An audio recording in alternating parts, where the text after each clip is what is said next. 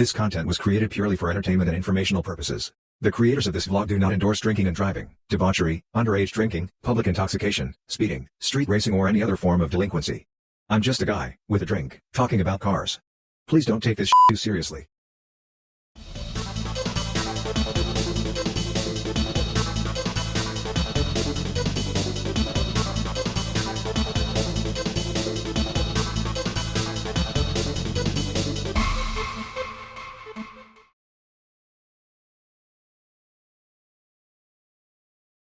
What up, it's your boy, the Fat Man, the Africanized Honeybee, the Killer Bee, the Car Guy Blog 05 at gmail.com guy, at 05Carl on Instagram, at 05Carl on Twitter, at 05Carl on Facebook.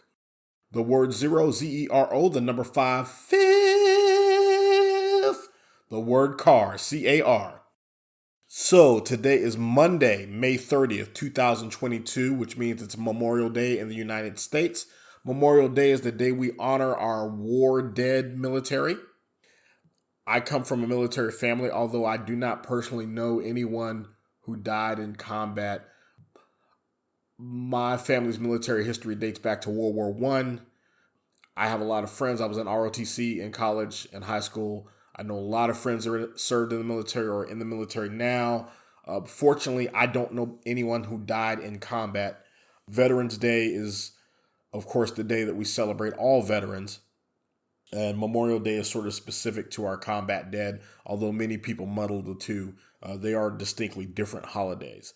But Memorial Day weekend means motorsports, specifically the Indianapolis 500 and the Monaco Grand Prix. I did something yesterday, Sunday, that I have not done in many, many years, which is get up, watch the Monaco Grand Prix, and then switch over and watch the Indy 500. I do not watch the NASCAR race, the Coca-Cola 600 or whatever. That is not I haven't watched a NASCAR race since like the 2006 Daytona 500. Like to really sit down and watch an entire NASCAR race. Anywho, let's talk about Monaco 2022. First of all, let me just go ahead and say it. I love Monaco. I love Monte Carlo. I love the race as a concept. However, the modern cars and the Monaco street circuit just do not get along. There are not enough places to pass. There's only one DRS zone. It just doesn't work. I hate to say this. They need to take it off the calendar. It needs to become like a celebrated historical event with vintage cars. They should not have the modern cars in Monaco anymore. Just my opinion. And it hurts my heart to say that, but it just doesn't work. This race was a snooze fest. So let's go through my live blogging notes as I went. 9-something in the morning. Chaos, wet or dry, tire changes, safety car, delayed start. This is when they were supposed to start the race, and then they just did the safety car parade laps and changed the tires.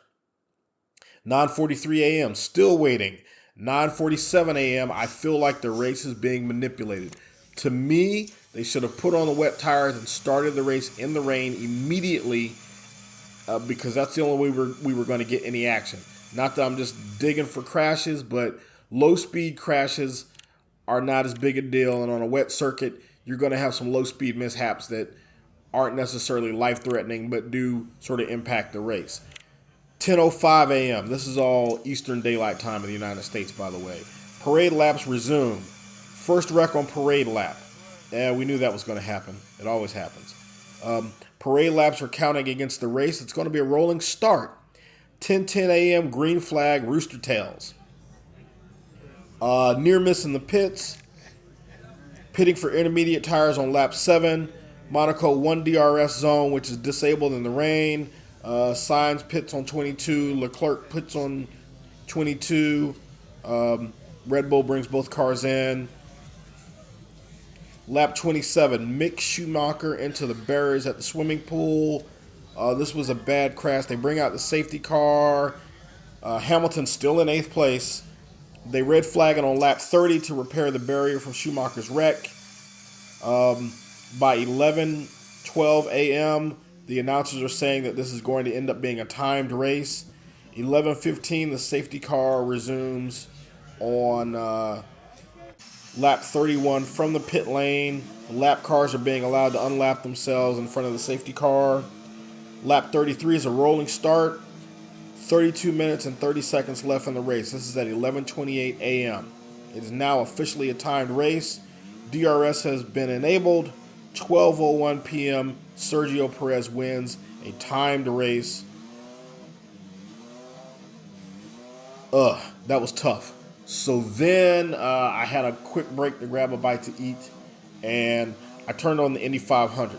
And the Indy 500 was the Indy 500. I don't recognize as many of the names, and the cars are very different from the March and Lola chassis that I remember in the mid 80s and the late 80s, or even the IRL era.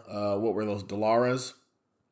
At any rate, at 1/3 distance, the Indy 500 had already been a better race. There had been passing. Yes, passing. Race cars that go around one another. It's the most amazing thing you've ever seen.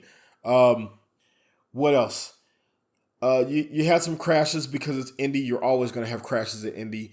You didn't have a lot of long green flag stretches except there, I think, towards the back half of the race. But then with 5 laps to go, Jimmy Johnson crashes. And oh my God, here we go. My mother asked me, what does that mean? I was like, they're red flagging the race. She's like, huh? I was like, they're going to bring all the cars in. The race is going to stop. They're going to clean up the track. They're going to go back out under the pace car, maybe a lap or 2 under the pace car, and then they're going to have a 2 or 3 lap sprint finish. And that's exactly what happened. And I knew there was going to be a bunch of passing on cold tires because they're not up to full speed yet.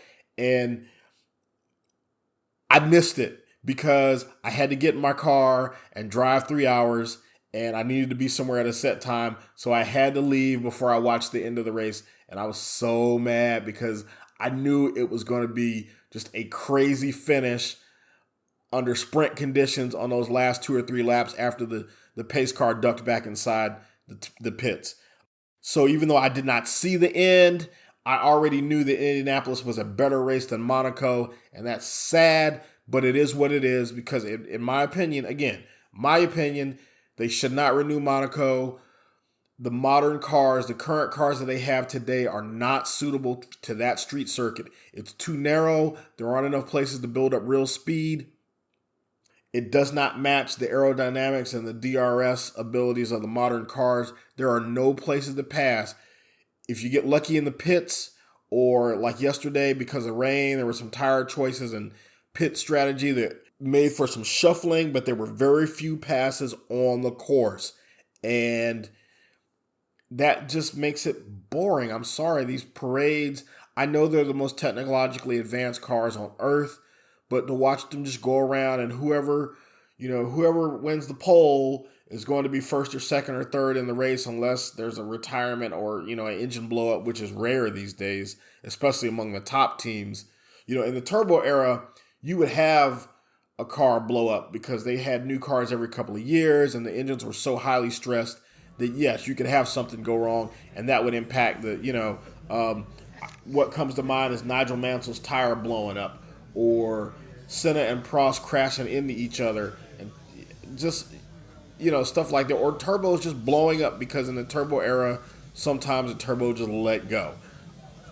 But with these modern cars, there's just no drama. They just parade around in the order that they start in. Whatever they make the first corner generally is pretty much it until the tire change. And then whatever order they come out of the pits is pretty much it. And it's just, I can't do this anymore.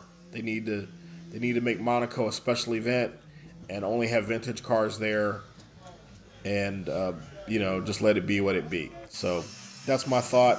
That's Memorial Day weekend, Grand Prix of Monaco and the Indy 500.